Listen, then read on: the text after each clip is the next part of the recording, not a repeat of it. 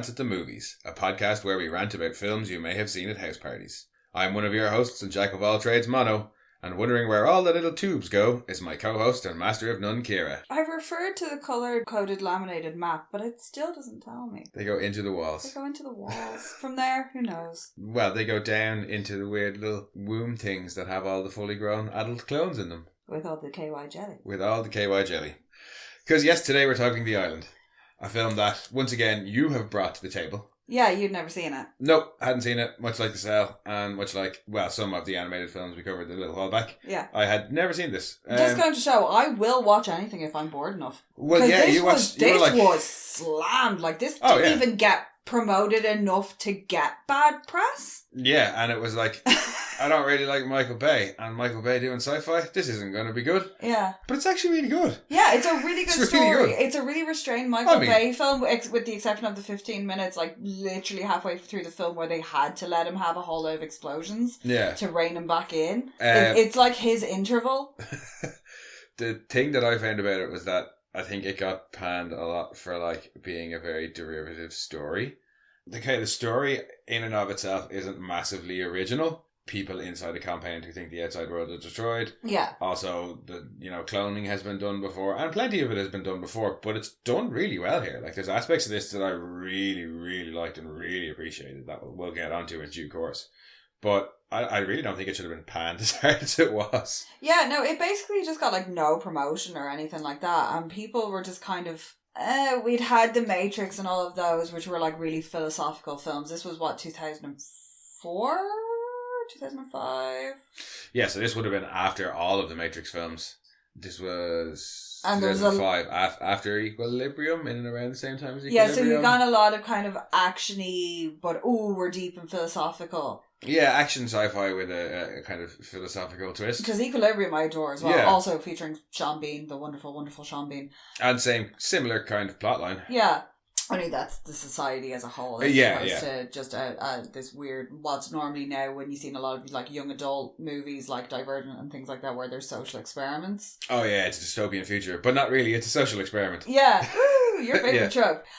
This is more, here's a giant nasty corporation doing a thing that's really unethical and creates all of these arguments or conversations around ethics and moralities and modern slavery and... I think there's... I was saying just before we recorded actually that you can get as deep as you want into this film. You can be like, okay, it's clones and an action film, or you can sit down and debate all the ins and outs of cloning and the way it's represented in this and the fact that they are, there's the fact that they're lying to their clients or you've got all these people who work there who are involved in this.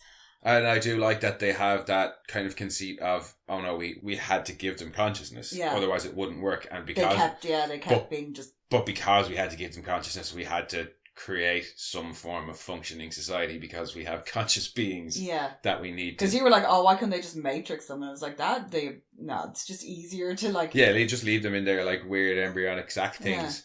But they clarify that as like, oh no, we actually couldn't do it that way. The human brain needs to, like, body can't function that way.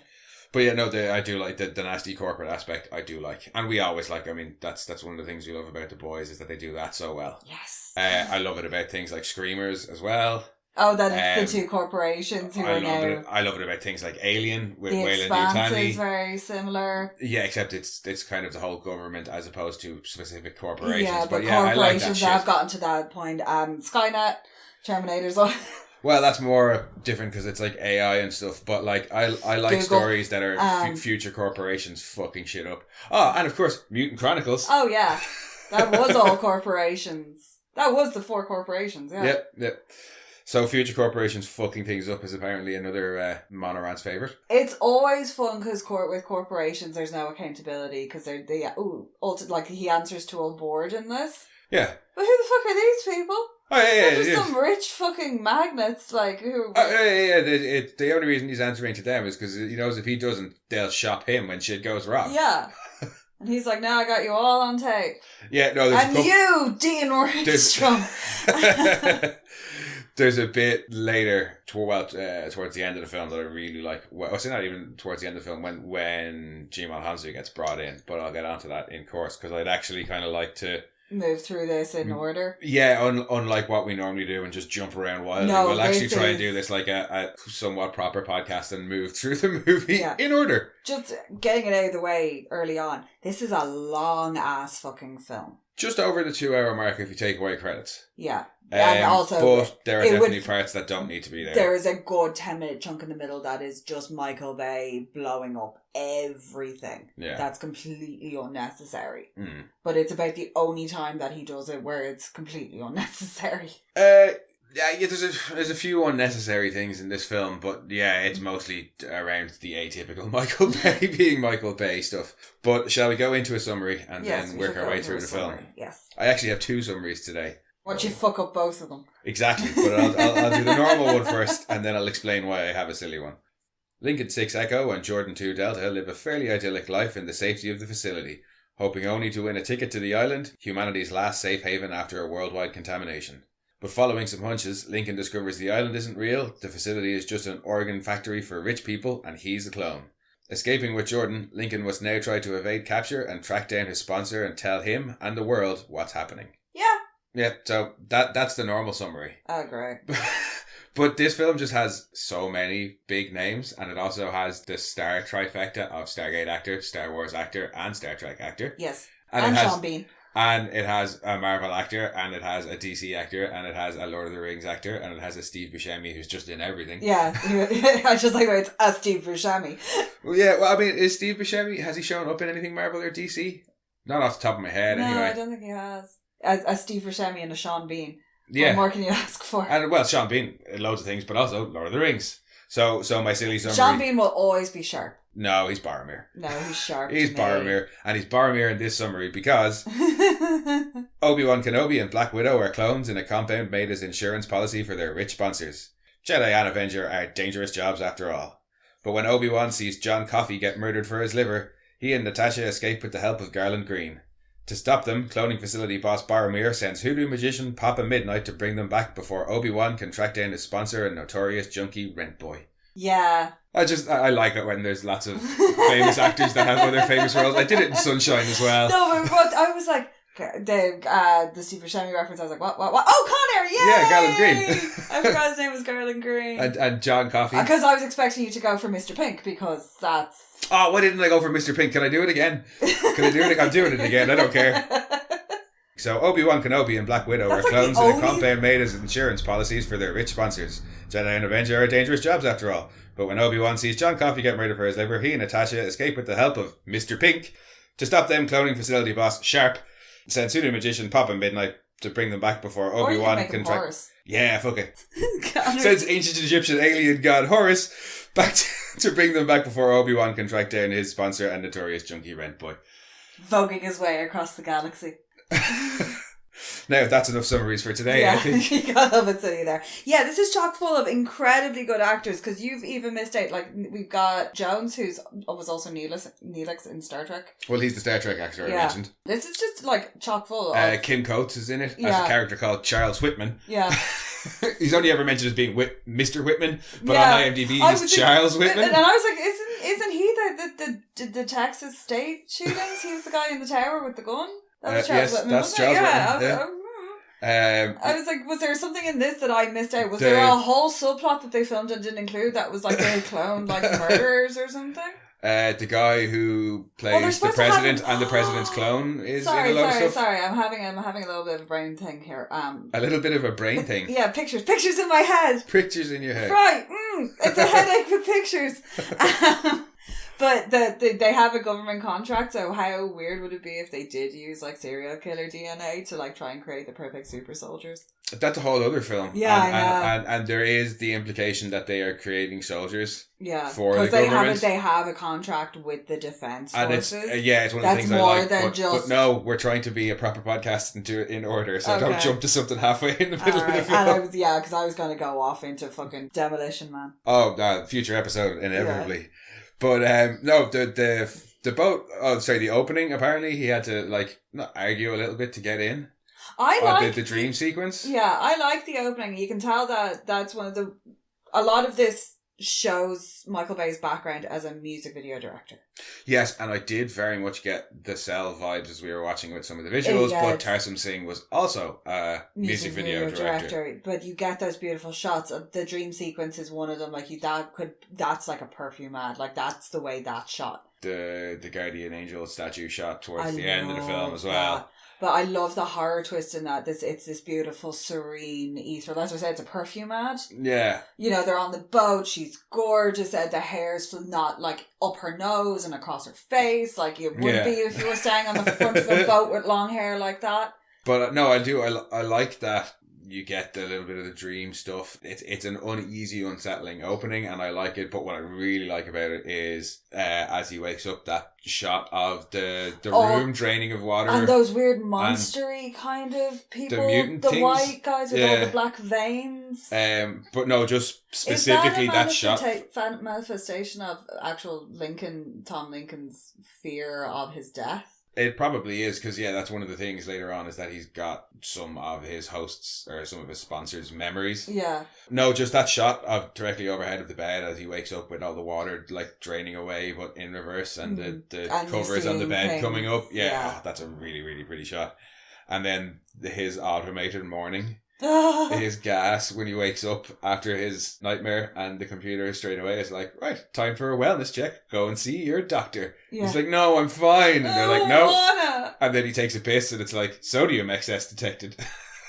No bacon. Yeah, it's like nutrition advice, or it's like updated. Yeah, it's like everything he does, he's got to be regimented. And he goes, and his shoes are there, and then he's missing like everything's perfect in the drawers. Yeah, even the way he takes off the sleep shirt that just like velcros or poppers off. Yeah, and goes into the laundry chute, and everything's all very sleek and like it's very like Japanese apartment living. But everything in that room straight away, even before he says anything to the camera about the missing shoe. Yeah, but you see, I was like, so everything is automated. And then he sees his missing shoe and says into the camera, and you see this bank of tiny little screens, all with little people on them and people watching them. And you see him asking about the shoe. It's like, so it's not just that it's automated, it's like, before he even walks out the door of his apartment at the start of the film, you realise this guy is living a regimented life. Yeah. It's like, and why can't I have another colour? Or when can I get another colour? Yeah, when can I get another colour?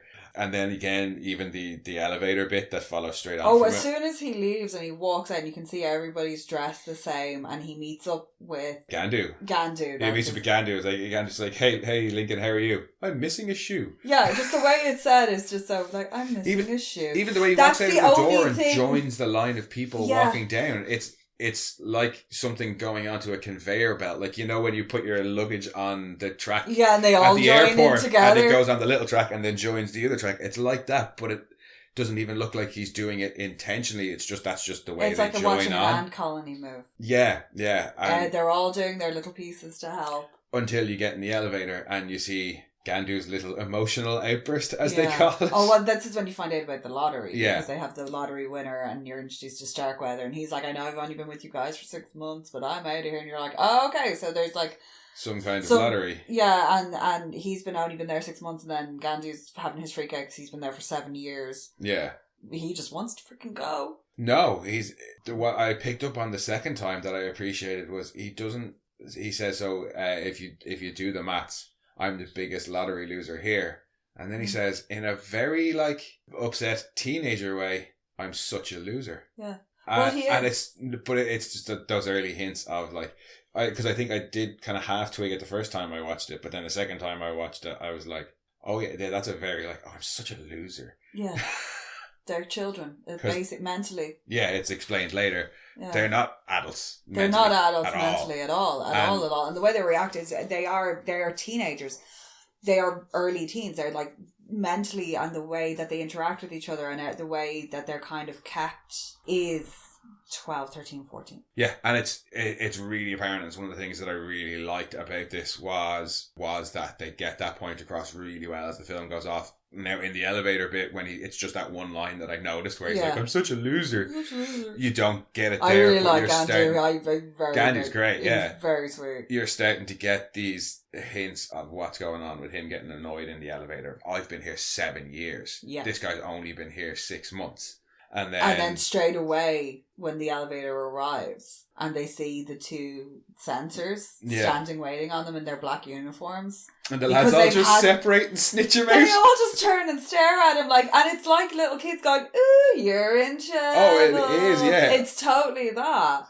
And then you get your kind of short, it's not even a montage, but just as Lincoln's walking along, you see what all the other, as we find out they're called agnates, what all the other agnates are doing. Yeah. Or if you're Sean Bean, product.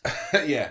But at first you think, oh, it's like exercise class and they have to do things to stay active. But if you're, at first when you're watching it... One or two times, it's very early on, is they focus on another pregnant lady. Yeah. A couple of times. But then they make it very, very clear that they're not allowed to touch or things like that. Or close contact. So you're like, hang on, how? Especially as it goes on, when you discover that they have literally that's not a thing in their world. Yeah, please separate. And what I like about it is they keep saying, watch your proximity. Yeah, because they won't even refer to it as they don't say don't touch each other. Yeah. They say watch your proximity. But they've programmed into that this contamination spreads through bodily contact. So that's it's like the Truman Show where they program in his fear of water from an early age by killing off his dad. So it's all control manipulation tactics.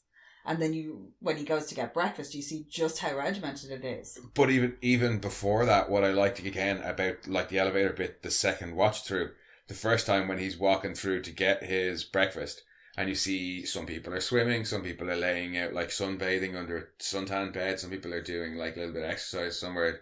Everybody's doing what looks like fairly leisurely activities. Some of it is exercise, but it's all fairly leisurely activities. But then I noticed there's sensors around all of them. And I think at one point, I think it's when it cuts to the girls on the sunbed, one of the sensors looks at his watch as if to be like, yeah, you're on that sunbed for long enough, you're not on it for long enough because you need to have the exact same skin tone as your fucking clone out there or your real world counterpart. I reckon the sunbeds are, because they're underground as well, they're not getting access to vitamin D, so they have to have a certain amount on us. Yeah, it'd be for artificial light and things like that. But yeah, I just like that at first you think it's just, these are people living a life of luxury. It's like, okay, yeah, they are doing luxury things, but then you get the moment where they're being taught to read. That's a little bit later, yeah, because when you they have walk the lunch past the bit class first where we meet. Well, breakfast.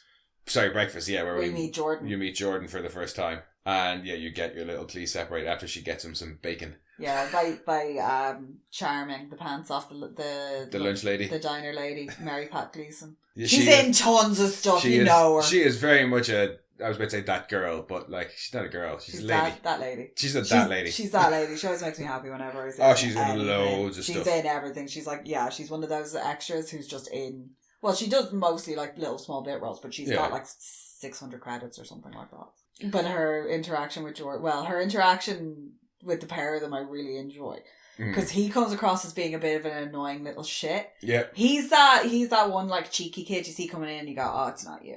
It's school kids at a lunch line annoying the lunch lady. Yeah, it really very is. much that. It's you again. Yeah, then after that, when they are asked to please separate, and they separate, and he goes off to the doctor, you walk past and the guys are reading Dick and Jane. And this is when you would start to notice as well, there's common areas, and then it seems to be guys and girls. So guys' classes, guys' rooms. Yeah. And some there's common separate areas. And then he goes off past this room and into the doctor. Because even where they work, where they're working, it's separated as well. The girls are in another closed room off. Yeah, they're working in the same facility, but there's all the guys feeding the little tubes. And then there's girls, I don't know, maybe preparing the vials to feed the tubes or something. But not a hairnet in sight. For all the gear they're wearing, they should have at least got some. Yeah, they're in a clean room, but no hairnets. Yeah. But before he goes into the doctor, that's only 10, maybe 15 minutes into the film, and you've already gotten so much really good setup. Yeah, you've got to see the size of this facility, because it's 3 massive towers around this central column, and seemingly surrounded by this idyllic fucking land. And it's only 3-4 little scenes. In his room, the elevator scene, the common room, the walk through to get breakfast, and then the walk to the doctor's office. There are 3 or 4 very short scenes, and you've already gotten guys and girls are separate. Yeah, their food is highly controlled. Their activities are highly controlled. Even what they wear, they all wear the same thing. Yeah, there's some kind of lottery where they can escape to the last uncontaminated place on the planet. Yeah, some people So are there longer than others, so they're bringing some people in, but others are there for like 5 or 6 years. Watching this first time out, if you're not aware of any of this, it's like, oh, okay, so something has happened. This is the last bastion of humanity. I wish I hadn't known they were clones. Yeah. Watching this the first time, I actually wish I hadn't known they were clones because they set all this stuff up so well. Yeah. I would have likened to have gotten the twist myself. Where you finally see him when he climbs up later and makes the break for it. It's not 100% confirmed until you see Lima's baby being passed over to a woman that looks exactly the same as Lima. Yeah. That's when you finally go, oh shit. But and then you get the termination of contract. But at that point you've seen... That's so fucking sad. You're one who plays the midwife in that. Yeah. Like, she doesn't say a word, but her eyes tell a whole fucking story. Makes me, like, literally that whole scene makes me want to cry because that midwife, you can see that is killing that midwife to watching that. And just the way she holds her foot and is just kind of petting her, and just you can just see her welling up inside. She sees them as people. No, I didn't get that. You didn't get that? No, the only person I thought who had any sympathy for them was Mac. Mm. But yeah, you just in that 15 or 20 minutes before you get introduced to Merrick, it's like there's so much good setup there. But then we get to meet Sean Bean in his second of appearances in Mono Rant, and the first time he's going to die. Yeah, he doesn't die in Silent Hill. No, he does not. He does not die in Silent Hill. But yeah... he does have some wonderfully creepy bits in this, I do. Oh, he does, and especially in... a little bit later on, yeah. Because it's at the end of the scene, because it starts off and he's all like, hey, how are you? And he's like, Lincoln? Oh, I'm not good. And he's like, why'd you say that? And he's like, well, because I'm in here to see you. I'm in here, I must not I've been called up to the fucking principal's office. Yeah, and he's like, oh, I don't want you to have such a negative association with being here. Yeah. And he has a chat with him about his dream. The way he says that is so bizarre. He's like, that's a very negative association. And it's like, all right, buddy. Yeah, because I also like his tech table, by the way. Yes, that is quite cool. His tech table is very nice.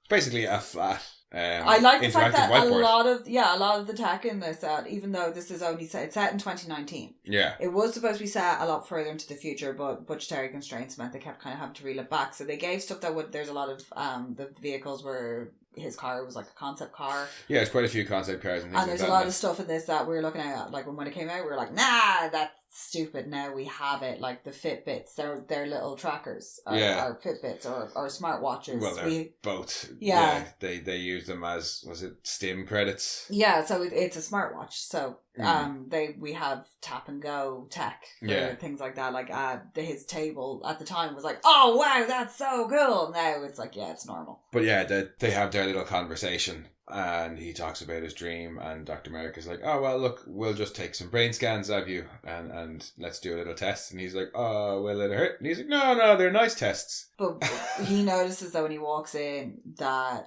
the files that are open in the table are Jordan's. Yeah. So he's like, oh, and he immediately codes them, which leads him to go to Jordan and be like, are you sick? Yeah, he's like, hey, I thought I saw your is there something file wrong? out Because all your medical files were out.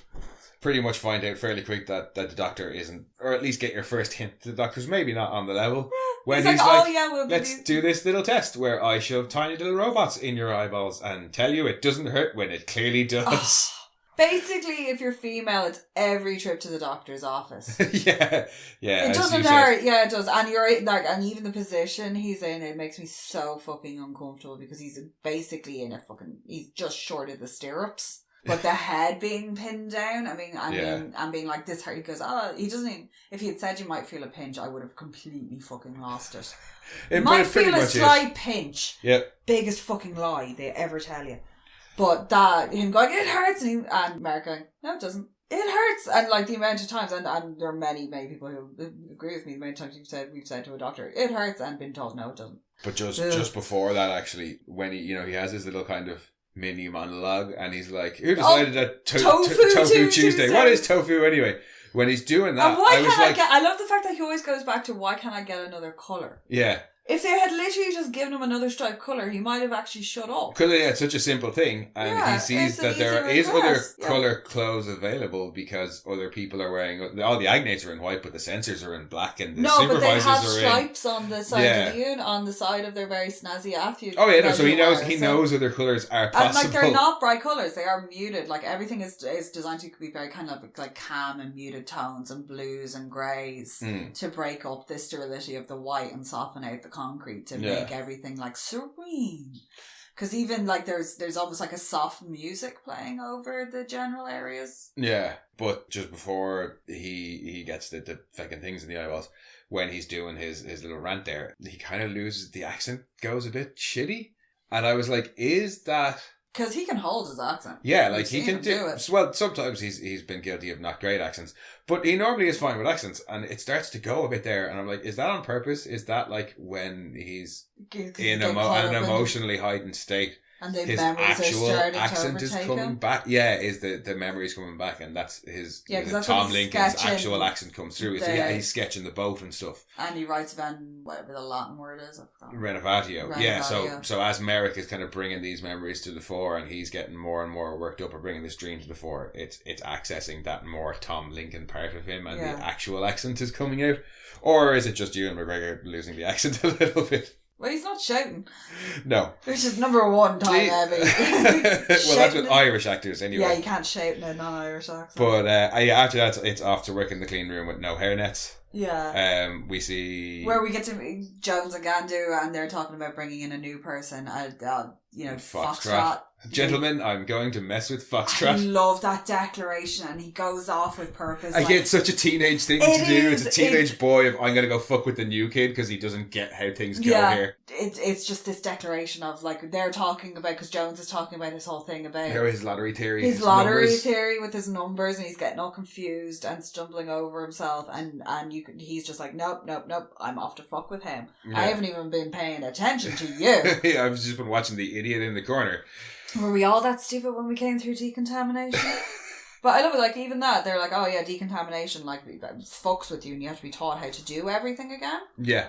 At that point, you're kind of thinking, if they're coming from finding new people from outside, why would they be so stupid if they're fully grown adults? Oh, decontamination fucks with them, apparently. Yeah, it's like whatever this chemical thing is, it like messes them up real bad. But yeah, then Lima, who really shouldn't be working if she's that close to giving birth, falls over and starts to give birth. Also, not how contractions work. But that led me to a whole series of other questions that I was like, I don't even want to have to deal with them, addressing issues like menstruation with people who don't have the mental awareness to deal with it. Yeah, so let's not go into it then. Yeah. Because I also have issues about how they explained to her that she was having a baby, if that's something that's not, like, were just like, was she created specifically to do that? But she's an alpha. So has she just been knocking about for ages until her sponsors were like, oh yeah, we'll have a baby now? Or was she created specifically for like a year length Well, maybe off air when we were talking about this, we assumed that the generations were like generations of iPhones or whatever, where the next one is a better one. But maybe the different generations are actually for different purposes. Maybe alphas are for... breeding and deltas are other ones. Now I think there's definitely an element of both, because there's the whole thing around the echoes being more curious and more aware, and every subsequent generation after them also having the same problem. So it is a bit of the iPhone thing, but it could also be... But he's having his liver harvested. No, I'm saying... Jordan's a delta, but she's also having like everything harvested because her sponsor's in a massive car crash. They don't go into it too much. So it's a little bit fudgy. Well, I'm not too bothered by it, because it could be a thing of like when they started off, maybe the alpha generations were the girls and the beta generations were the guys.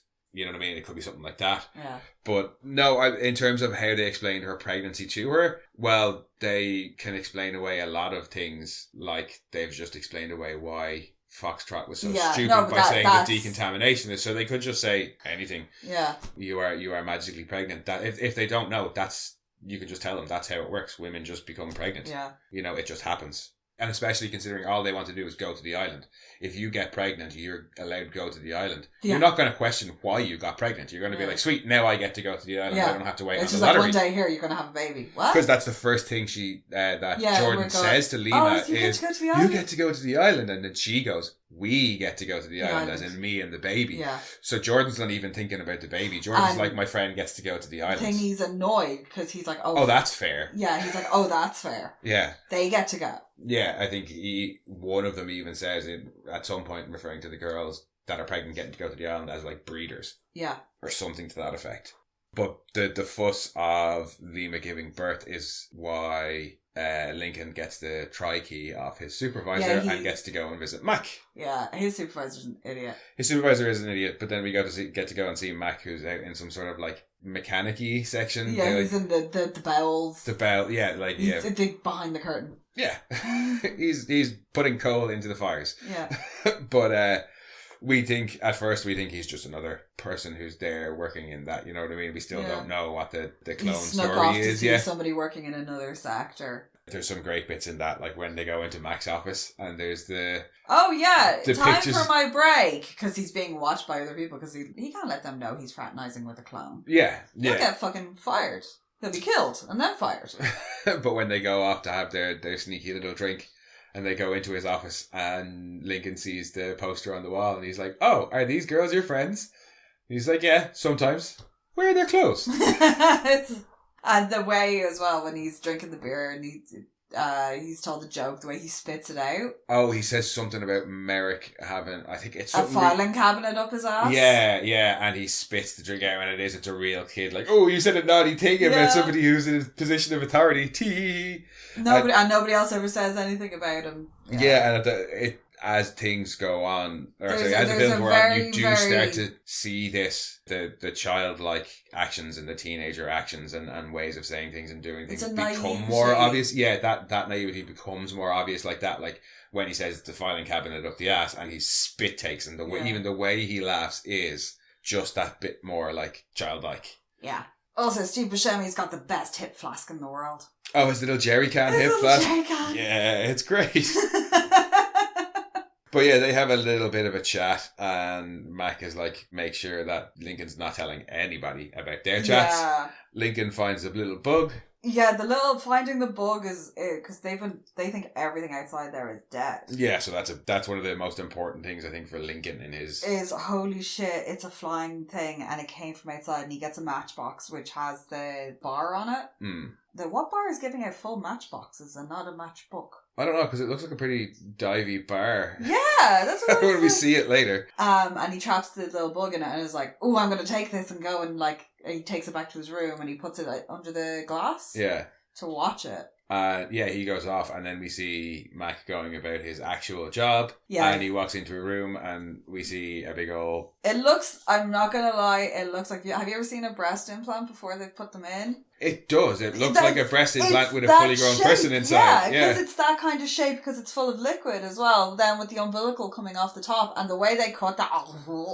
Did that have to be cut like that? Could they not have just, Or taking a pair of fucking bolt cutters to it? No, it's when they take the intubation out that bothers me more than all the KY jelly falling onto the floor. No, it's not the slicing of the bag. It's when they cut the umbilical at the top and they just go through with a set of bolt cutters. Oh, right. Like, I was like, surely they could just detach it and then cut the metal bit instead of cutting through this whole thing. Well, I think it's supposed to be kind of violent imagery. Yeah. Because it is, it's like there's no care taken. Exactly. It's like bolt cutters straight through this. He stabs in quite violently and slices. These are product, so they're opening the package of the product and taking it out for use. Like slapping him and then digging his fingers into his mouth to pull out the mucus plug. Yeah, you're making sure that this product that you've taken out of the box is working fine before you start using it, and that comes across there. They're basically stop short of hitting him with a hammer, it's like, it doesn't work, give it a good slap. Like, that's basically it's just bang it in the corner. It's the car salesman meme of banging the car on the roof. Yeah. This baby's so full of organs, you'll live forever. Yeah.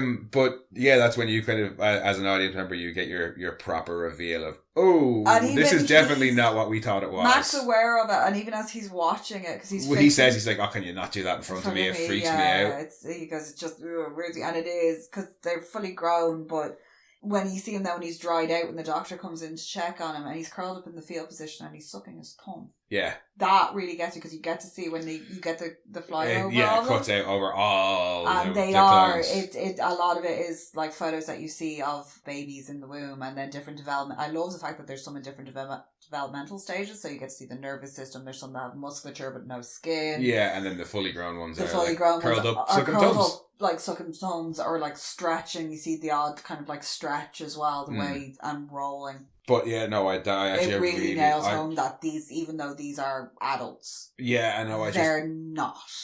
They're displaying very infantile behaviour, and then you get to see them in that room where they're all getting fucking brainwashed into their stories. That's not until when they're actually escaping. Yeah. Because after that, we cut back to them having their Xbox Holo game fight thing. Yeah. And they promote a peaceful... drinking in a bar with fancy drinks that aren't actually alcoholic. Yeah, but it's like, oh, we're adults and this is what we're supposed to do. It's bizarre that they would go and behave in a social activity that is a very adult social activity. No. It's also a very kind of teenage activity. I think it's... Again, it's the equivalent of hanging out in front of Tesco. No, they're going to a bar. They're going to a bar and they're acting like adults at a bar. They're ordering off barmen. They're sitting together at little tables. They're drinking out of cocktail glasses. And what I think that is that's to do with the false, as we find out from Mac later on. Oh, the false memories of growing up and things like that. Yeah, if decontamination is what's supposed to make them stupid and they've just been retaught this stuff, they'll have memories of up to and including the contamination and them being adults. Yeah. So as adults before the contamination, they would have gone to bars. They can't drink alcohol anymore because there's none left after the contamination. Yeah, but they still want to go to bars because that's what people do. Because that's one of the things. When Max says, it's a stash from before the contamination. Yeah. So I like that. I thought that was a consistent bit of world building. These are people who are supposed to think they are adults who lived a life before the contamination, who would have gone to bars, so they still go to bars. Yeah. And that's when they're in the bar that Jordan wins the lottery as well, isn't it? Yeah. They have the draw, it's like a weekly draw. Well, is it a weekly draw, or is it just, I assume it's a draw as soon as their sponsor needs them. Yeah. Or like the day after they're told their sponsor needs them kind of thing. So it wouldn't necessarily be every day. Sometimes there could be 2 or 3 a day. Sometimes there might be none for a day kind of thing. That's what I just assumed. Because they don't really say... Do they say today's... They do actually. They do seem to say it's daily. They're like, don't forget tomorrow's lottery. Yeah.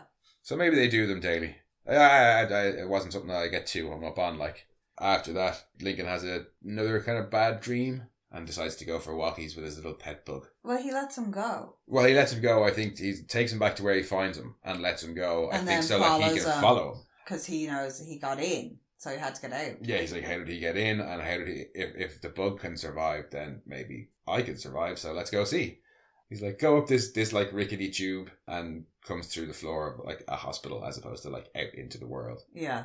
Oh no, and it's here that you see the birth. Lima giving birth. Yeah, because... When he gets into the hospital area. Yeah.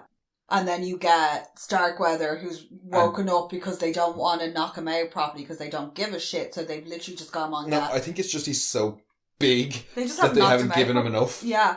To get it, because they're trying to harvest his liver. Mm.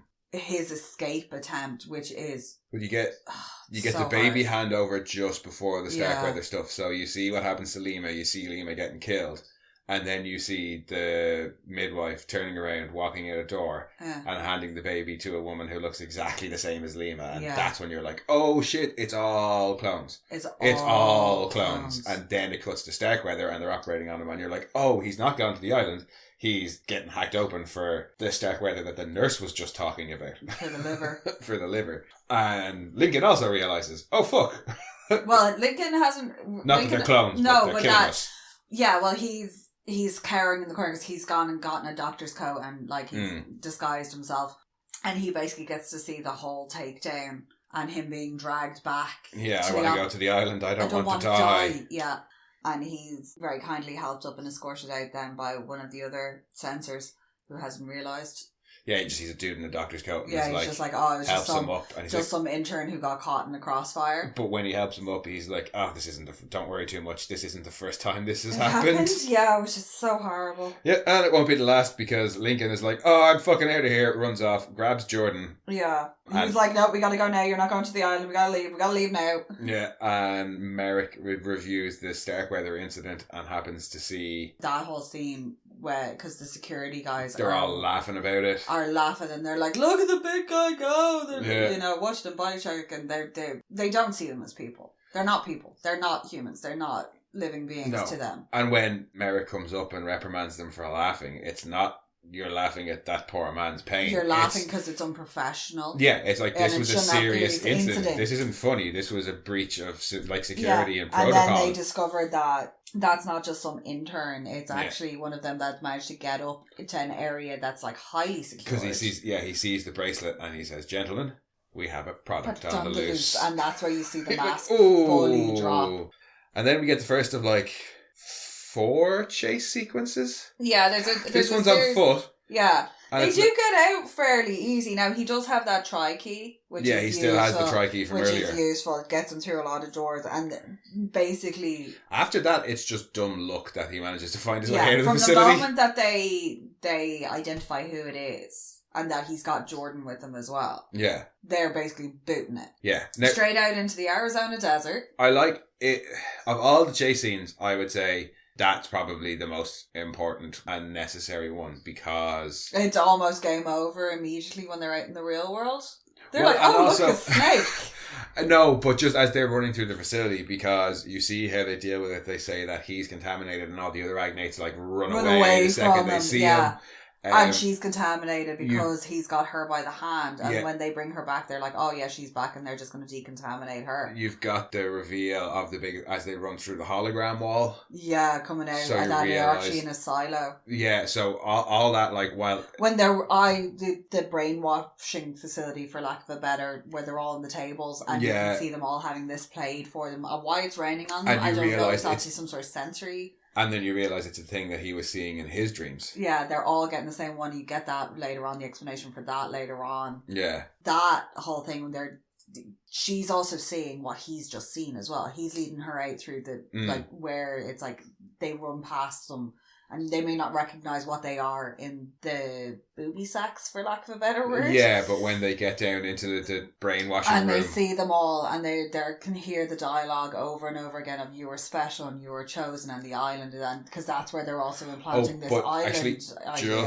Just before the brainwashing room is my first problem with this film. What? That guy who gets the wrench to the face. Oh yeah, he's dead. He's dead. He should not live. No. Now, he lives... And I'm very happy he lives later on in the film, but we'll get on to that. But yeah, that chase is fairly important as well. And you get 3... Just for the scope of the facility as well, because you get to see how many of them they have that aren't even in the population yet. So how big is this population? Because they do have these 3 big towers and seem to have to segregate people quite easily.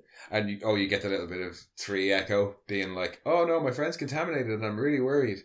And they're like, no, just go back to work. Don't worry about it. And he's like, oh, no, I'm just, he's my best friend and I'm worried and I'm concerned. And I do have one question. Where do the pipes go? So we see, Lincoln's having a little bit of an effect. Yeah, they're all starting to question things. Like, you already had that a bit with Jones, because Jones has developed this all conspiracy theory to do with the lottery, and that he was going to win the lottery and he was going to the island tonight. Yeah. So you've already seen that, while Jones is just questioning one thing. He's just questioning who's winning the lottery. Whereas Lincoln is questioning everything. Why tofu? Why they're this? They're all starting to develop their own little, not paranoid, curiosities. Yeah. And then kind of after that is when we get our full explanation as to what's going on, because it's the presentation to the shareholders or presentation to the customers, where Merrick comes out and does his little speech about what the company is and what the company does, or what they tell the public the company is that they genetically grow, or it's they have a little fake heart in a vial that's beating, or not in a vial but in a little case that's beating, and they're like, oh, here's a genetically grown heart, it's indistinguishable. Yeah, we're just making organs. Yeah, and as according to the eugenics laws of 2015, none of our clones achieved full consciousness. They are in no way human. Yeah, they're just kept in a PSV or a PBS. Yeah, and then we get the fabulous, fantastic Jimon Hansu. Yeah, well, they've learned at this point that they're out of the facility. They're in the wild. They need to be retrieved ASAP, especially Jordan, because that's when you find out that the reason Jordan won the lotto is that her sponsor, who's like a model and an actress and has graced the cover of many a Maxim magazine in her day, had been in quite a horrific car crash, and they basically need everything. She's in a coma. She's brain damaged. She has had multiple organ failure. Like, chances are basically they need all of... She needs everything now. She needed everything like 20 minutes ago. It's why she won the lotto. Yeah. But not only is it why she won the lottery for the island, it's also why Merrick had her up on the desk earlier on when he walks in. Yeah. And like, just little subtle things of just foreshadowing and world building in this that I really while retrieving Lincoln is a priority, is important. Retrieving the fact that he's taken Jordan and they need her right goddamn now, because they need to follow through on their agreement. They need to deliver her, and if they can't divvy her up in a reasonable amount of time, it's going to cast suspicion on them. So it's not just that Lincoln is out and is questioning but things. He's got one that they actually fucking need right now. But I like how when Laurent's introduced, he picks up on it straight away. He's like, right, so there's a corporate theft, corporate espionage. Yeah, that's thing. what they're And he's told. like, that's what I told the Defense Department. Yeah. And he's like, well, okay, well, what is it? It's like, I have some clones on the loose. It's like, the clones that you just told everybody are without consciousness. Yeah, that's not really the case. Yeah, like, because he's like, oh, why did you have connections to the Defense Department? Why are you contacting me? And he's like, well, I have a $21 billion contract with them. 20 billion, I think. Yeah, that military contract that we can't afford to lose because they're not in a vegetative state, and we can't afford to have the government know that. I like the implication there. It's mentioned in the trivia as well, but I like the implication there. It's not just that he doesn't want the government to find out that he's broke some laws and he's lied. Because, I mean, it's the US government. They know that businesses lie and break the law. Yeah. But he probably has a contract for a clone army. Yeah, and they're like, where is it? And he's like, oh. We haven't figured out a way to get live clones to work yet. So... if he tells them what's happened, they're going to be like, well, where the fuck's your clone army? What are we paying you 120 billion for, guy? Yeah. He could be like, here's a clone sheep. Here's one of Barbra Streisand's dogs. Yeah. Because they're all clones. Barbra Streisand's dogs are all clones. They are all clones. She's had like 3 different clones. Yeah. So cloning animals we still do. We just have an embargo on human cloning. I think I'm okay with an embargo on human cloning. Yeah, because this is what's going to happen. Yeah, pretty much. But we cut back to the guys nearly getting killed by a snake. See a motorbike, nearly get killed by a snake, and make their way into town. Yeah, in fairness, they're kind of lucky that they went in the right direction, because they were in the middle of fucking nowhere, Arizona. Oh no, from the second he starts running until he takes out the matchbook and realises that's a place to go, it's all sheer luck. Oh, he doesn't know how to get out of that facility. He doesn't know what way to run. Once they get out, he has no idea where anything is. So it's all sheer luck until he looks at the matchbook and goes, hey, that's a bar. That's a bar with the same name. That might be where my friend Mac is, and that they're encountering the bar with everybody. Oh, it's great. Straight up. Because at that point you've had it explained, so they get a bit more obvious with the fact that these are kind of teenagers, because Merrick explains to Laurent they're not full adults. They have limited knowledge of the outside world.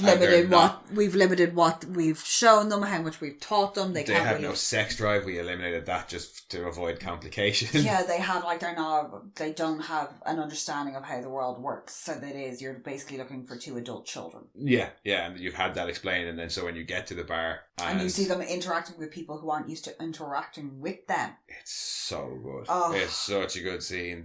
She's so drunk. When 2 Delta. Yeah, what's your number? 2 Delta. Or love that. when they're like so they're asking mail for order, Mac, and he's like, you're in luck, Captain Kirk. He's in the can. He's in a can. Why is he in a can? He's taking a dump. Where is he taking the dump? Yeah. Like, where is he going with it?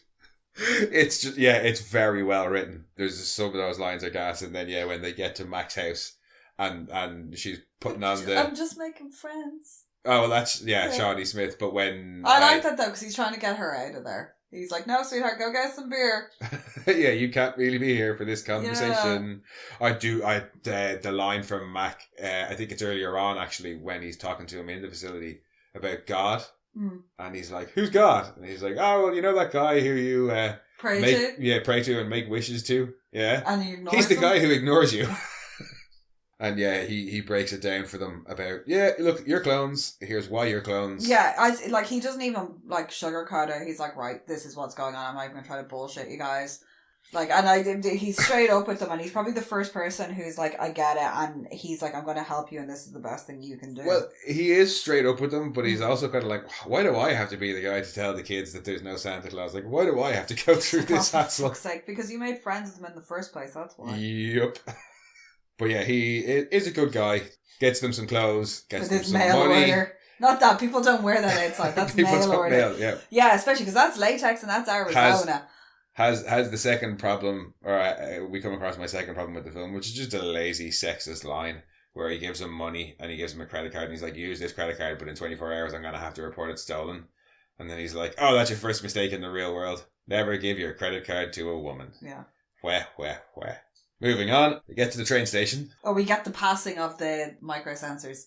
Oh, yes. Which is supposed to hurt worse. No. Yeah, Merrick implies it's going to hurt worse because he says putting them in doesn't hurt. And then he says when you pass them, that may hurt. Yeah, but no, Lincoln just kind of goes... No. In fairness, I watched a mate of mine rip tiles off a bathroom wall with his bare hands the first time he tried to take a piss after a Prince Albert piercing.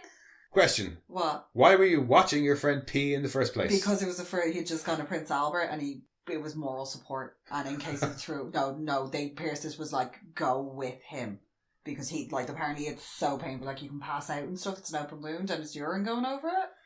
Just doesn't seem like a good idea. Getting a Prince Albert? Yeah. For just that reason. I know, yeah. Really doesn't seem like a good idea. Until he heals up, yeah, but they were like, go with him to the bathroom, they were like, just go get him drunk, and then just go with him to the bathroom to make sure he doesn't, like, pass out or something from the pain or whatever. Moving on. Train station. Yeah, no, I've seen people do things that looked like that was just a... Yeah, that was some mild discomfort as he peed. That was like a very dehydrated pee. Because that is how Laurent and his team are tracking him. Because they're like, oh yeah, he had this scan thing, and they know it's transmitting back on this like RF frequency, and they're using that, and that's how they hone in on Yucca train station. Yeah, and we say goodbye to Mac. Yes, unfortunately, Mac does meet his... Yeah, Mac gets shot. Yeah. No, but Mac realises, he makes eye contact with your man, is like, oh shit, and just is like, run! Yeah. Like, he doesn't really have any regard for himself. He knows that helping them, he's a dead man anyway if they find out. Oh, he's not, he's like, made that clear to them a couple of times. Like, if I get found out for this, I will be killed. Yeah. And that, in fairness to him, he could have just walked past him and kept on going. Yeah, like, he didn't have to look back at that guy. He could have just been like, oh fuck, I tried to help them, but they got caught. But no, he does the decent thing, and he shouts run. And they run, and we get another chase scene. This one, not too long. Although they do find the nail gun. Yeah. So we get that great bit with your man getting his hand nailed to the door. It's kind of intercut with stuff back in the facility where they're talking about, like, they're questioning the brain scan. Yeah. And about how more of his neural network has fired up, and he's learning and he's forming new pathways. And yeah, then about 9 or 10 minutes later, we get the other chase scene that one just seems to go on. Yeah, well, once they shoot Mac, they have a reasoning. They're able to use his death as an excuse to get like the LAPD involved, because they're like, oh, we're after these people who have gotten onto this train and they've murdered this person. Yeah, well, it's but implied they still that's what need they do. to. Yeah, they know that they're on a train. They get onto the Amtrak conductor, yada yada yada, because his card's been used. They're like, oh, we found this guy, and like this is his ID, but his credit card's missing. So they're like, oh right, and it was he's used just to been buy. killed. It's been used to buy train tickets like that. So we'll intercept them there. And we can use this to our advantage. Yeah, but when they get off the train, they get arrested by the cops. Yeah. And then Laurent and his team cut the cop car in half. Just before that, though, you get the moment where she realises that she's known, like, because it's the ad. She sees the ads. Yes. And she rings. Is that where she rings? That's when she rings. It is, yes. That's how they get arrested, because they're just at the phone. Yeah, she rings. Yeah. She rings, and it's the kid, and then the kid going, "Mommy," and she's going, "What the fuck?" And it's really starting to settle in for her, because like this is the first time she's been confronted with shit. I am a clown. Also, if she's standing in front, it's kind of like Starlight standing in front of that picture of yourself. If you're supposed to be keeping a low profile, standing in front of a billboard of your face Now, I would argue that Starlight and Maeve are far worse off because Starlight and Maeve know exactly how famous they are. Yeah. She just knows she's a clone of a famous person, doesn't necessarily really know how famous she is. But yeah, that bit where when she's giving out the ice cream later on, and it's like, hang on. Yeah. She's supposed to be like, it's been publicised at this point that she's been in an accident and like, it's not looking well, and then she's in a park in at LA, Ben and Jerry's in LA, giving away ice cream to kids, and the person who runs the stand just says, "Thank the nice lady, kids." Yeah, not thank the incredibly famous person who's also in a coma right now. Yeah. Hey, what? Wait, what? Do you know you look exactly like? But you see it in her face when the kid is like, "No, mommy's," or my mommy's in hospital. And then he turns around and he sees her, and he's like, "Mommy." And and then later on she's like, that kid looked like me. Yeah, but you see it in her as well, that realisation of, oh crap, as well as me being a clone having a really shitty effect on me, it's also going to have a really shitty effect on this person. Yeah. Now, not that she doesn't have the right to her own life or anything like that, but you know what I mean? It's just... Yeah. It suddenly complicates the issue that bit more as well for her. That also goes back to things like people having kids. If you have a child with a genetic disorder and you have another child that can provide them with like an organ or something like that. Yeah, no, it all feeds back into this whole idea of being created to serve a singular purpose and not having any purpose outside of that. I think that's one of the other things that I really like about this is it doesn't, like, it could have been very easy to not have that, because that is a tough moment to watch, because as an audience member, you know, even if she doesn't, you know, that kid's mom is in hospital and going to die. Yeah. Or if she doesn't die, the main character we've been following is going to die, because they're mutually exclusive options. They both can't live. No. But that's what I like about it, is they don't shy away from it, and in the brutality of it, the fact that this is, especially later on with the I own you. Well, you know, even earlier as well, because that was one of the things in the trivia, was that Michael Bay had added in the scene with all the clones in the womb things and the scene with the clones in their like brainwashy things. The writer hadn't wanted to include that because he thought it was a bit much for the audiences to be considering, and Michael Bay was like, A, it looks cool, and B, no, they should be considering that. Oh, it needs to be seen. And I like that. Just how deep the manipulation goes, like from moment of initiation to moment of termination of contract. Yeah, and then just after he makes us consider, because I think it takes them a year to have them ready.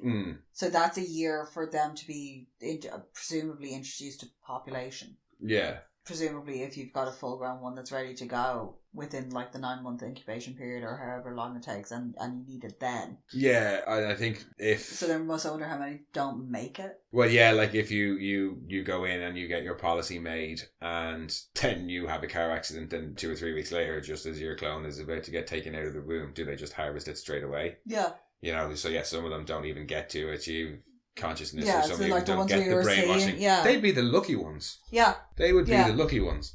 But yeah, after making us consider all this stuff and that poor kid possibly losing his mommy, we get a completely unnecessary 10-minute long chase scene. It's the most unnecessary 10 minutes. Like, and it really fucks up. I was saying, that's why I was saying this is a really restrained Michael Bay film, and you were like, I don't believe that exists. And I was like, barring until now the interval in the middle where they were like, just go off and blow up some shit and leave us alone and then come back. Yeah, you can have your have your jet bike fun. Yeah, he had to basically go off and blow his load and come back like clear and focused. Yeah, and even like it's a good chase scene, but I was saying this when we were watching it the second time, as we were watching with the pacing a lot. It totally fucks with the pacing. Everything from when they get all the way up to when they get arrested, and basically everything on the freeway could stay, but once they leave that freeway and it gets really fucking stupid, because that is kind of, they're still feeding back to Merrick at that point. Yeah. And it's still cutting backwards and forwards, but once it stops cutting back and forwards to Merrick, that whole thing can go. Yeah, definitely that chase scene alone definitely can go. It doesn't need to be there, especially because we've already had 2. But then he got to save his budget on Transformers by reusing the majority of that chase sequence in Transformers. Like the crashing and shit, and the axles going into cars and making them flip. It looks cool. Don't get me wrong. But even as I was watching it, I was more considering how they would have done the stunts at the time than going, oh wow, look at that car flip. Yeah, and it really fucks with the pacing of it, because it hadn't been this kind of bombastic to that point.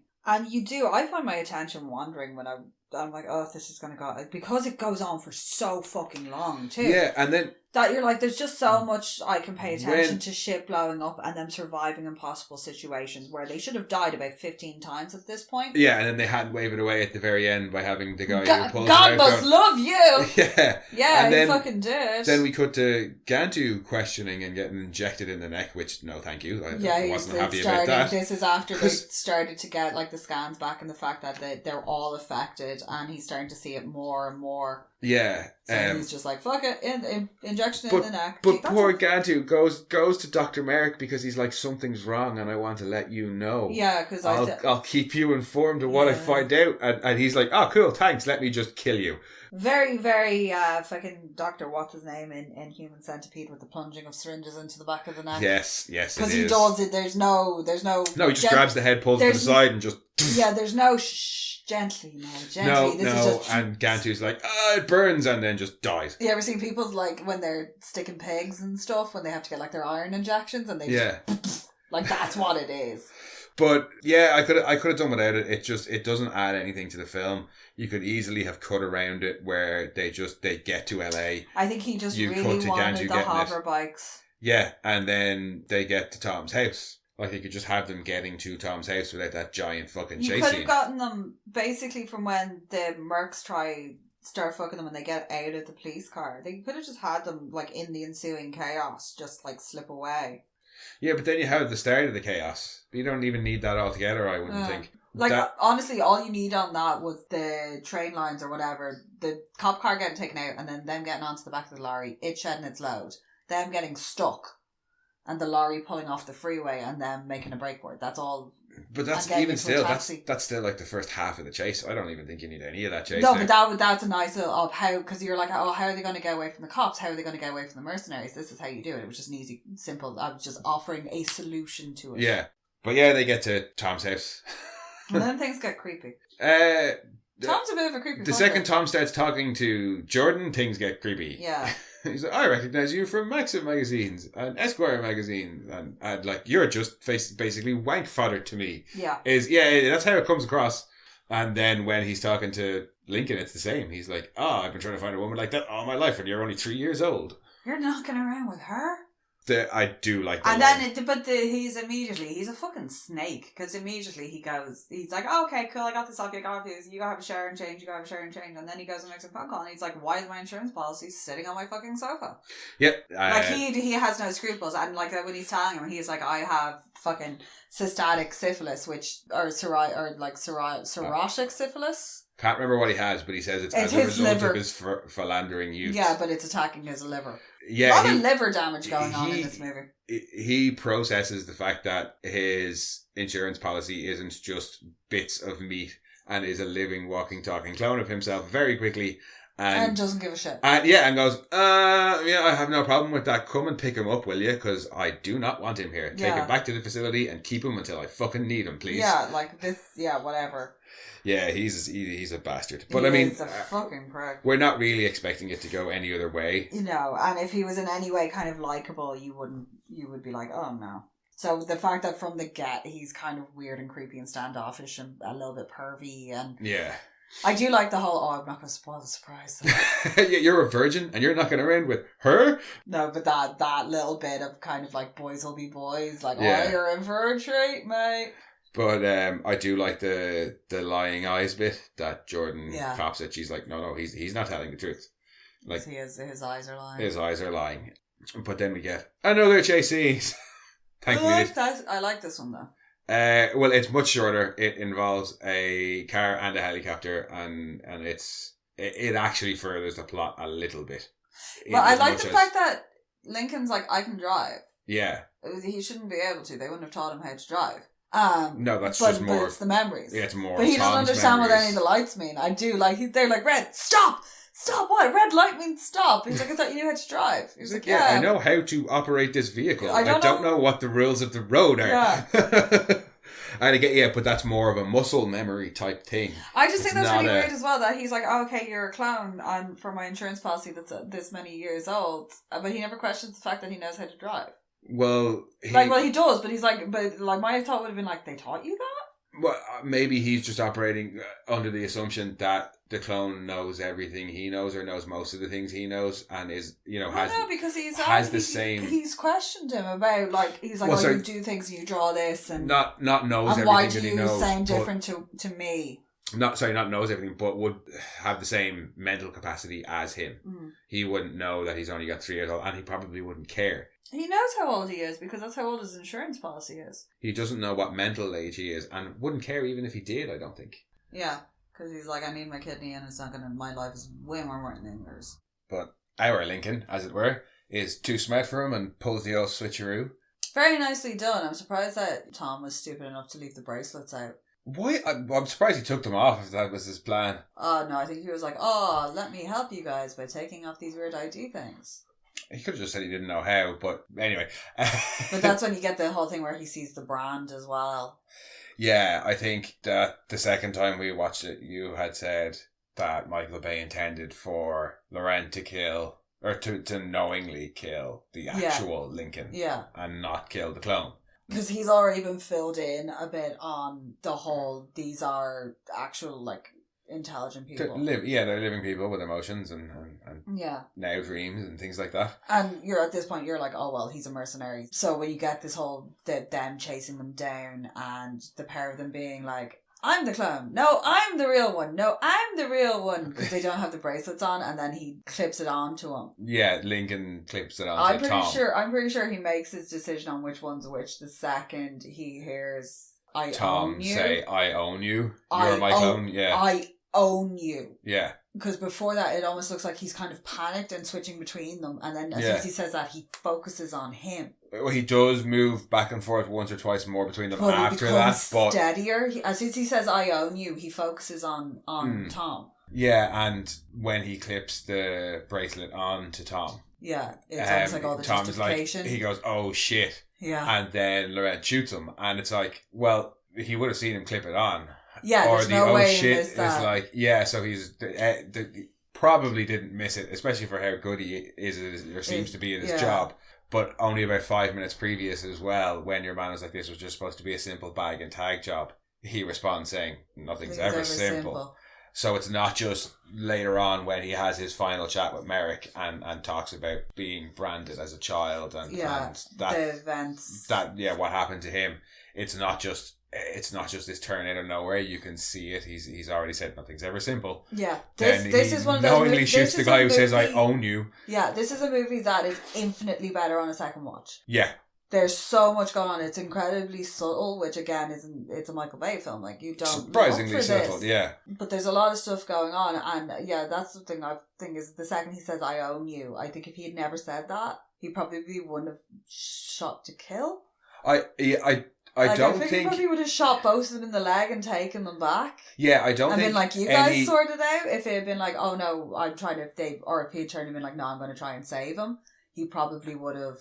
Yeah, it's a slow turn, I think. I don't think at any point, it's not like he finds out that they're living clones and it's like, oh no, I'm going to fuck them over. Yeah. It's as he goes on and as he has more information, and then like at this point when he sees how the actual guy is treating the clone as a slave, as property, he's like, no, I'm going to have you because you've got the bracelet on, I have all the justification I need. Yeah. And then to skip over a couple of bits that we will come back to, when he takes Jordan in. Yeah. She's rubbing the implants / brand on her wrist and he's looking very intently at it. And when she pulls the gun in the operating room, the first time I watched it, I was like, how in the hell did she get past, especially somebody as good as his job as Laurent, with a gun? On second watch, she didn't. No. He let her. He probably patted her down and went, oh, she's got a gun. And I'm kind of more on their side now. But also at this point, there's like they've been evading them and he knows it's a bait. Oh yeah, she knows they've been caught because of the car before. But he's not going to stop her doing whatever she's doing. he's not gonna, he's like, she says she's up to something, but I'm not gonna stop it because I think he admires it. Yeah, so his plan is bring her back, let her do whatever she's doing, and just try and get my check and get the fuck out of there. And I'm not getting involved. I've done my thing. It's weird and I don't want to be. He has his talk with Merrick where Merrick's like, well, we're going to harvest her anyway, even though there's a very, very, very small chance it'll actually... You waited too long to bring her back in, and the brain damage is too severe in the sponsor. Yeah. But we're still going to harvest all of her organs. We're still going to kill her anyway. And like, even we're then... not going to get rid of that investment. That's probably what they do. Actually, that's probably what they do with, like, say, with Shawshank. No, I've forgotten his name. John Coffey. Yeah, that one. Yeah. Starkweather. That's the one. Jesus Christ. You're like, oh, well, but what will they do? Or with the Lima. So they probably harvest their organs and then sell them. Oh yeah, I'm sure they're... That's probably what, like, one of the other things they're doing is they're just like supplying fucking hospitals. Yeah, for ones that they'll take the rest of the organs that the sponsor doesn't need and just be like, yo, local hospitals, we have this organ with this blood type and this, you know what I mean? Insurance companies. Who's on the transplant list. Well, yeah, obviously. Profit. Yeah, I think even after that conversation with Merrick, Laurent's still probably just going to get his check. The only other thing I have is I really didn't want to go there, was like a soil. Oh, please, after everything else you've discussed, go there. Soylent Green style situation with the clones that they aren't using. Yeah, no, I don't think that's any worse than our Prince Albert chat earlier. Yeah, they probably they could. Well, if they're doing Soylent Green with it, it's that slop that Lincoln gets fed earlier when he says "surprise me" to the lunch lady, and she goes onto the plate and goes "surprise." The Baba Ganoush's people. Yeah, that's the Soylent Baba Ganoush right there. But yeah, no, I think it's actually the Mexican rap, and I always get it wrong every time. Yeah, it's the Mediterranean rap is people. Oh no, wait, it's just Baba Ganoush. Yeah. I wasn't going to correct you this time. I was going to leave you away with it. I get it wrong every time. It's just that Baba Ganoush is such a funny word. It is. It's like boulangerie. Sexy underwear. It's not, but... No, it's not. But back to another French word, Laurent, and his chat with Merrick. Yeah, I think even then he's like, I'm going to take my check and I'm going to fuck off. And shit starts to go down and he passes Jordan again in the corridor and is like, I think I'll actually help her. They're about to exterminate a bunch of people. That's not cool. Yeah. But it is. He's like, oh yeah, we're just cleansing the facility. Yeah, so I don't think it's a flip in Merrick. In Laurent. It's a slow build. And small, not small necessarily, but the small culmination actions, of that is the fact that when he finds out that they're just going to destroy all of the product that's contaminated. Yeah. And he's like, oh, that's basically genocide. Oh, it absolutely is. That's genocide. And pretty sure he made a pit stop past reception to get that check, though, on the way. Oh, absolutely. On the way to do anything else he was on. And just like, let's hope they're not freezing their assets and they're too busy with this mass breakout. Oh, no, that's a wire transfer through, like, fucking Cayman accounts and shit. It's too hot today. But circling back before we skip one of the funniest bits in the movie, after Laurent shoots actual Tom Lincoln and Lincoln clone goes back to the house to where Jordan is and they start to get their kiss on. Yeah, well, that's also the part of when she stays. She insists on staying and they insist that she stay there because he was going to turn them both in. Yeah, when she says the whole thing about lying eyes, she's like, I'll stay. Yeah, we can't let them have us both back. One of us has to be, because if one of us doesn't come back, the other one can go to the press. Exactly. But they come back, and before they make their plans to free everybody back at the facility, they make their plans for their grand escape and going south, and if you can get that thing into the water, they're out of there. Well, yes, and before that, they get it on. Or attempt to for the first time, and it's fucking hilarious. That is an awkward kiss. Yeah, they kiss and it's oh wow, and then that tongue thing is amazing. That tongue thing is amazing, and she's and like, open your mouth again, and he's like, why didn't we do this before? And she just says, shut up. Yeah, she's like, shut up, and he's like, but hang on, he's really being like that dorky teenager who's not quite aware of what's going on. It's so funny. It really is. Yeah, no, it's good, and big round of applause for Michael Bay for including that line, because that is actually what he said to a girl after his first kiss. Is that thing with your tongue that tongue thing is amazing. Yeah, it's and just, it is such everything about it. Open your mouth again. Yeah, but that's one of those lines that that happened to somebody. Yeah. It's just too fucking weirdly funny. Yeah, it really is. It's such a funny scene, and then why were you in the ladies? It says the men on the door. Yeah. It's just, you couldn't make it up because it was so innocent. Yeah, and it's followed by my third, like, shitty, annoying line in the film. What? And probably the worst line in the film, which is when they actually get it on and she, like, whispers seductively to him, "We are the island." Or the island is real. It's us. Isn't that it?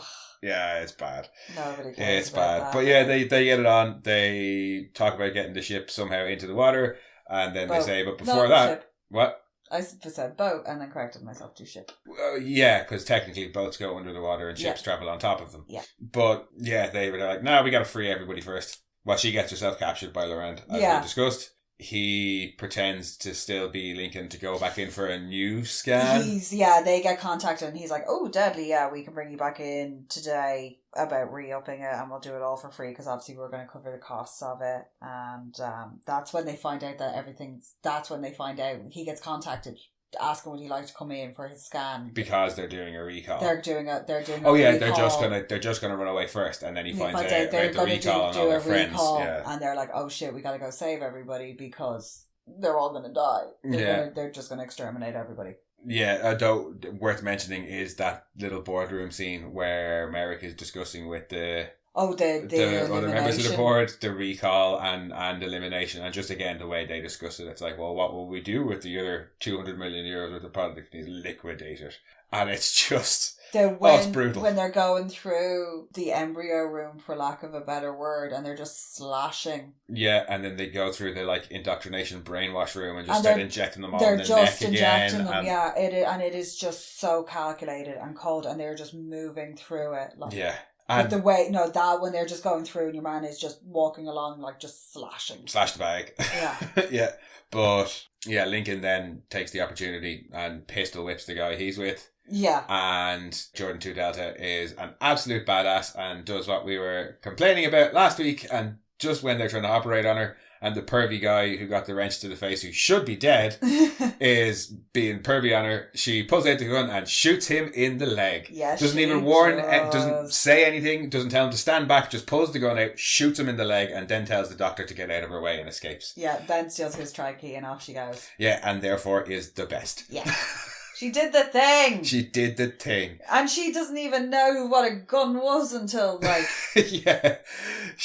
That was a really bad sentence. That's okay. I and everybody else knew what you meant. But yeah, she runs off, meets Laurent. Well, meets... She's getting the shit kicked out of her, basically.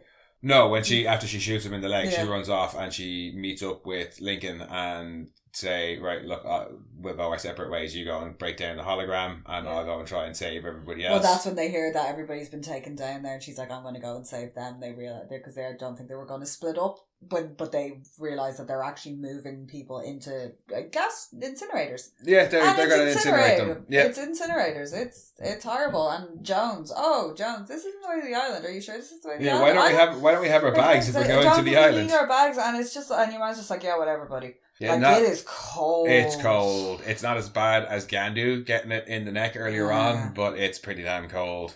But it's that scene in The Expanse when they space everybody who's from Mars. Oh yeah. Very, very similar to that. Yeah, but then we basically get our kind of like final fight and showdown. Everybody escaping. Yeah, Merrick has a showdown with Lincoln. It's a bit underwhelming, to be honest with you.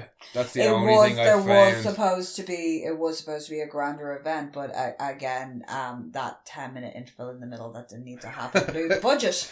Yeah, because they could. It's like all the stuff to do with like saving the Echoes and the other ones who I thought it was going to be like some sort of big like intellectual type battle, that event, like of them kind of verbally sparring it out. Yeah.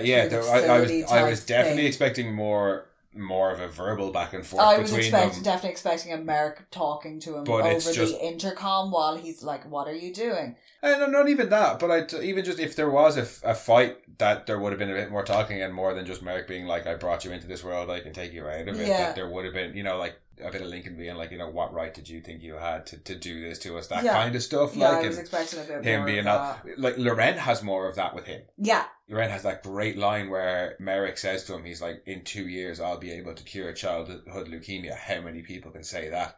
And Laurent responds, only you and God. Isn't that the answer you want? Yeah.